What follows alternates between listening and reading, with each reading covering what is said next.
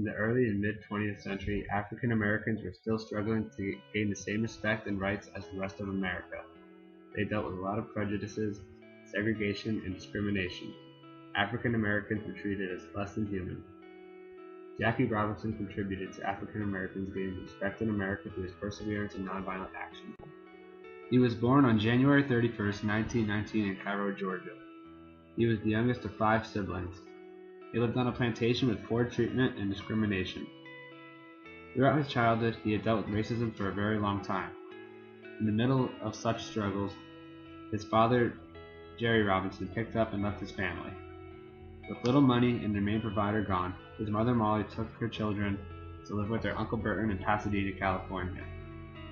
Racism and discrimination followed them to Pasadena. Neighbors were furious that African Americans were living in their neighborhood. The Robinsons received a number of cruel threats. From the time he was a kid, he excelled in sports. In high school, he was a star in football, basketball, track, and baseball. He graduated from Meagher Technical High School. He went on to Pasadena Junior College, so he could still be around to support his mother. Later, he went on to UCLA. He took his athletic abilities there and continued to stand out in football, track, basketball, and baseball. After college, he began playing semi-pro football for the Honolulu Bears. He played one game with the Bears before Japan attacked Pearl Harbor in 1941, and he was drafted into the U.S. Army. Even in the military, racism had continued to be a problem for African Americans. They were looked at as incapable of fighting in combat. White soldiers taunted them, saying they were undisciplined, morally slack, mentally deficient, and cowardly in battle. Despite the racism in the military, it didn't take long before Jackie was named a second lieutenant in the U.S. Army in 1943. He was then assigned to Fort Riley, Kansas, but was harassed by soldiers and experienced very intense racism. Due to the issues he faced at Fort Riley, he was moved to Fort Hood in Texas. Not much changed in Texas. He was still harassed and no one respected him, all because of his race. Later in 1944, Jackie had been fed up with being discriminated by his fellow soldiers and refused when asked to move to the back of the bus.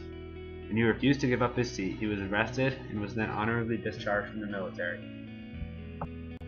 He returned home from the Army, where he continued to face racism, humiliation, discrimination, and segregation, which he had dealt with his whole life. When he returned home, he began to pursue his career in baseball. In 1945, sports were still segregated. There was the Professional League and there was the Negro League. The Negro League, however, was less important and looked at as mediocre athletes. It wasn't long after his return home that he had signed with the Kansas City Monarchs in the Negro League. He was happy to be playing baseball for a living. Meanwhile, in the MLB, Branch Rickey, president of the Brooklyn Dodgers, felt he needed more talent on the team. New talent. He sent scouts across the nation searching for new players. He even sent them to look in the Negro Leagues. This plan was to remain a secret in the Dodgers boardroom. In the fall of 1945, scouts were in San Diego to see the Monarchs play. They shot pictures of Jackie Robinson and 2 of his teammates. They were amazed at the talent these men had. Branch intended to get 3 Negro players, but with the political pressure and negative attention, he could only sign 1. He had to choose the best, and it was clear that Jackie Robinson stood out from the rest. So he signed him to the Brooklyn Dodgers. Jackie Robinson and Branch Rickey had just made history. Today, Branch is viewed as a genius in baseball. Jackie was the first African American to play in Major League Baseball.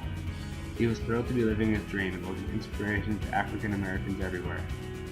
The rest of the MLB, however, was outraged. Players and coaches were strongly against him. This was no surprise to him. After all, he had dealt with intense discrimination his entire life. That ended up to prepare him for the rest of his life. Even before Branch had met him, he knew that the first African American to play in the Major League would have to be more than just a great athlete.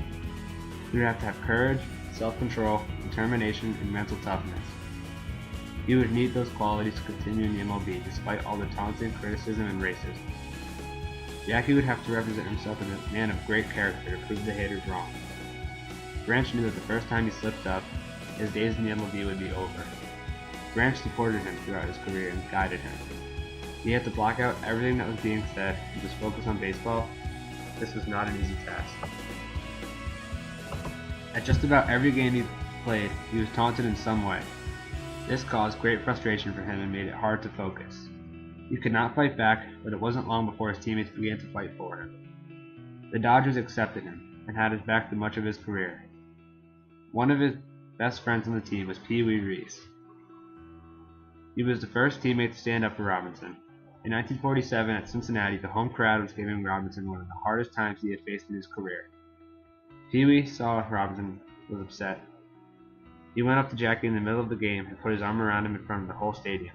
This helped silence fans and was not the last time Jackie's teammates stood up for him. Branch said all the taunting strengthened and united the Dodgers. Jackie had went on to win Rookie of the Year in 1947. 2 years later, he won the MVP award. He was proving everyone wrong.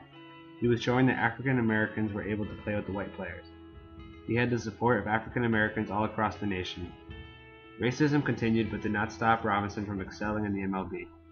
He never slipped up, he always followed as Branch would instruct him, and was making many more honorable accomplishments as a player. In 1955, as the Civil Rights Movement was beginning to take off, Jackie Robinson led the Dodgers to the World Series championship.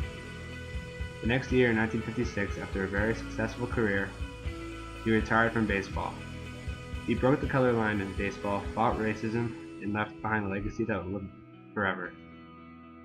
After his career, the Civil Rights Movement became more and more powerful. Racism was still being fought, African Americans were earning the rights, and they followed the nonviolent actions that Jackie Robinson set for them. Jackie later died in 1972. He had suffered a heart attack at the age of 53. He lived a rather short life but did not leave the world the way it was before he came into it.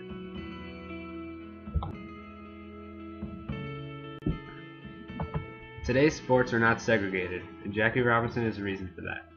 He is honored in Major League Baseball today. On April 15th, Jackie Robinson Day is celebrated. All players wear number 42 on their jersey and remember what Robinson has done for sport for America.